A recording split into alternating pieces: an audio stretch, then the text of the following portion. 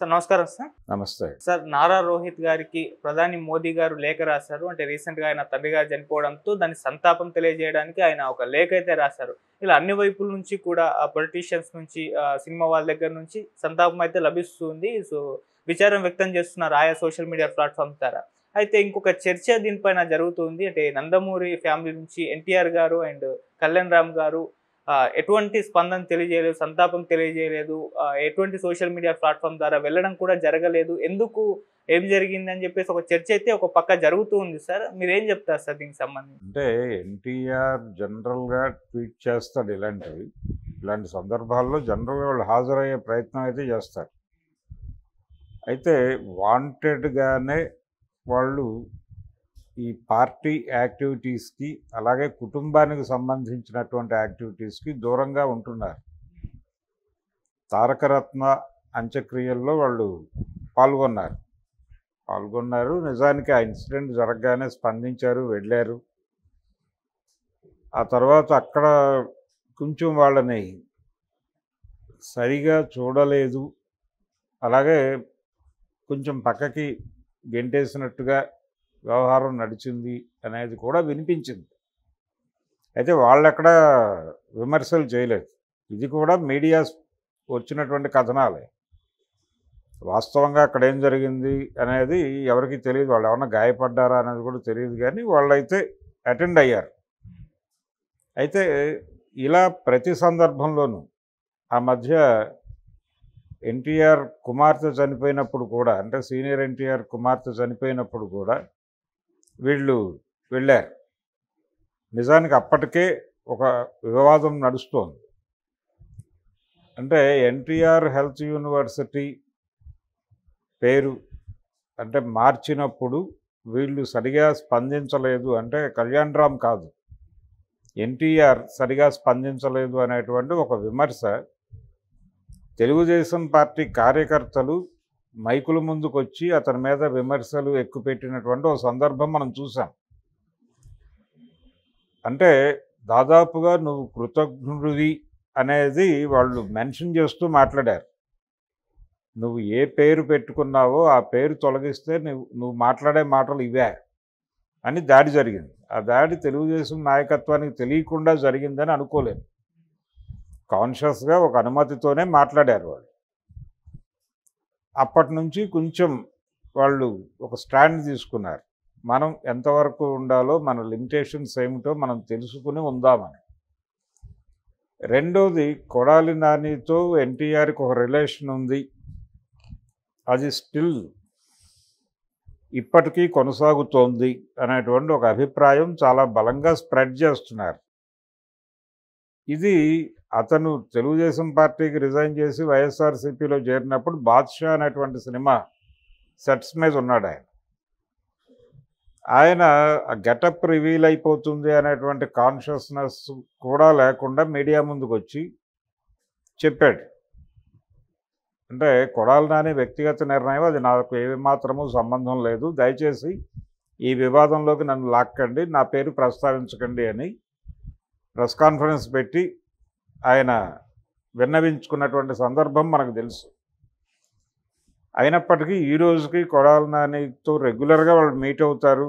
ఆయన హైదరాబాద్ వస్తే ఎన్టీఆర్ ఇంట్లోనే ఉంటాడు అనేది ఎక్కడ దాకా వెళ్ళిందంటే, ఆ మధ్య వల్లభనేని వంశీ గాయబ్ అనేటువంటి వార్త వచ్చినప్పుడు ఆయన ఎన్టీఆర్ పరిరక్షణలో, సంరక్షణలో ఉన్నాడు అనేటువంటి వార్త కూడా ప్యారలల్గా ప్రచారం అయింది. సో అతను పొలిటికల్గాను రకరకాలుగా పార్టీకి వ్యతిరేకంగా ఉంటున్నాడు, కుటుంబానికి వ్యతిరేకంగా ఉంటున్నాడు అనేది ఎస్టాబ్లిష్ అయిపోయింది.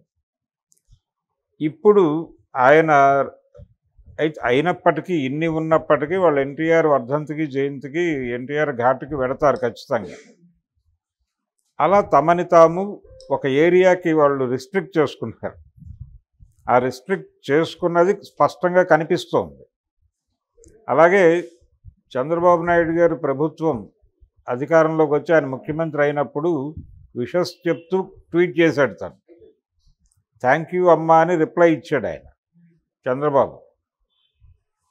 అలాగే ఆ మధ్య వరదలు ముంచెత్తినప్పుడు ఆంధ్రప్రదేశ్ని డొనేషన్ ప్రకటించాడు ఈయన. ప్రకటించిన రోజు థ్యాంక్ యూ బావా అని లోకేష్ స్పందించాడు.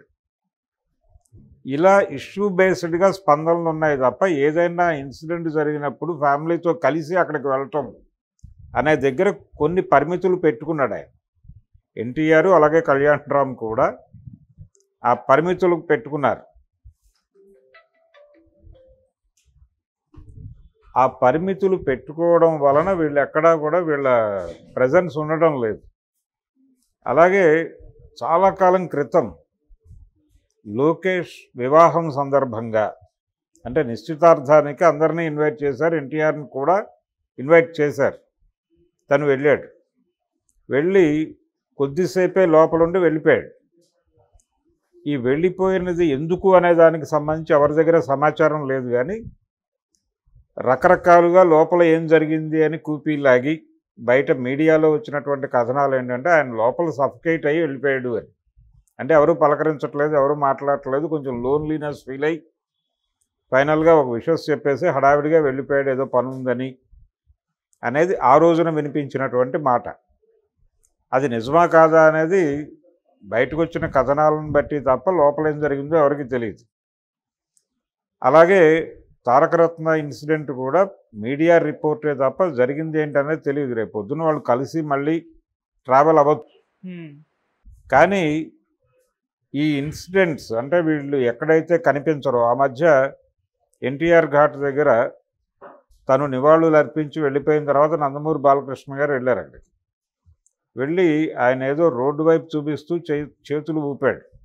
దాని మీద కథనాలు ఏమొచ్చినాయంటే అక్కడ ఎన్టీఆర్కి స్వాగతం చెప్తూ ఏర్పాటు చేసినటువంటి ఫ్లెక్సీలని తొలగించండి, అక్కడ సీనియర్ ఎన్టీఆర్ ఫ్లెక్సీలు తప్ప ఇంకేమీ ఉండడానికి వీల్లేదు అని బాలకృష్ణ గారు వాంటెడ్గా అవన్నీ తీయించేశారు అనేది ఒక వార్తగా సర్క్యులేట్ అయింది. అంటే ఆ ఫ్యామిలీలో వాళ్ళకి సంబంధించి ఏది జరిగినా దాన్ని ఒక సెన్సేషనల్గా మార్చేటువంటి ఒక ప్రయత్నం జరుగుతోంది. ఎందుకు జరుగుతోందంటే ఆ ఏరియాలో జనాల్లో క్యూరియాసిటీ ఉంటుంది కాబట్టి ఆ క్యూరియాసిటీ మీద ఒక గేమ్ ఆడేటువంటి ప్రయత్నం జరుగుతోంది తప్ప అంటే వాళ్ళు రకరకాల కారణాల చేత వాళ్ళు రెస్ట్రిక్టెడ్గా ఉంటున్నమాట వాస్తవం. అలాగని ఇదే పరిస్థితి ఎల్లకాలము కొనసాగుతుందని చెప్పలేము. రేపొద్దున బాలకృష్ణ ఎన్టీఆర్ కలిసిపోవచ్చు.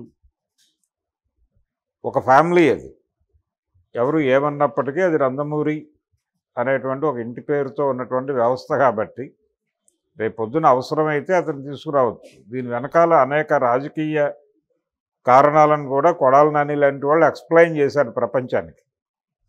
దాని మీద యువత జనాల్లో అంటే తెలుగుదేశం కోర్ గ్రూప్లో చిరాకు ఉంది, అది కూడా వాస్తవమే.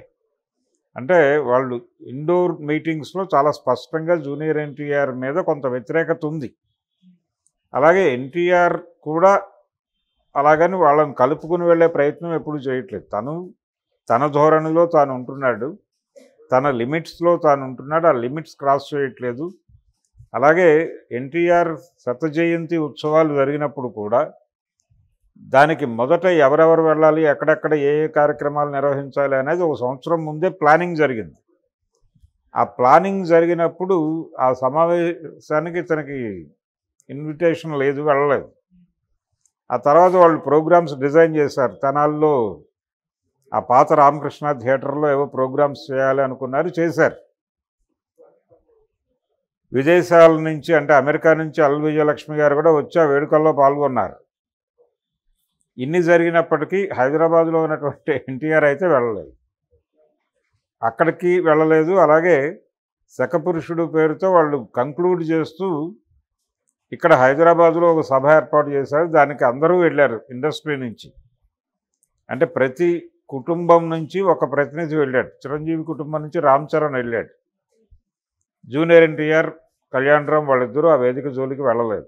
సరే, దానికి ఆయన ఒక కారణం చెప్పుకున్నాడు. అప్పుడు కారణం కూడా ఆయన చెప్పలేదు, ప్రపంచానికి అది పంప్ అయింది. అంటే ఇది ఈ టైంలో అంటే ఆ ఈవెంట్ జరిగిన టైంలో ఆయన బర్త్డే అదే రోజు, జూనియర్ ఎన్టీఆర్ బర్త్డే రోజు ఇక్కడ సీనియర్ ఎన్టీఆర్ శకపురుషుడు ఈవెంట్ జరిగింది. సో ఆ బర్త్డే హడావిడిలో అది ముందే ఫిక్స్ చేసుకున్న ప్రోగ్రాము, ఇన్విటేషన్ లేట్గా అందటం వలన అది ఆపుకోలేని కండిషన్లో ఆయన అటు వెళ్ళిపోయాడు అన్నారు. దాని మీద కూడా రకరకాల విమర్శలు వచ్చినాయి. అయితే స్ట్రైట్గా నందమూరి ఫ్యామిలీ నుంచి ఎవరు జూనియర్ ఎన్టీఆర్ మీద మాట్లాడరు. జూనియర్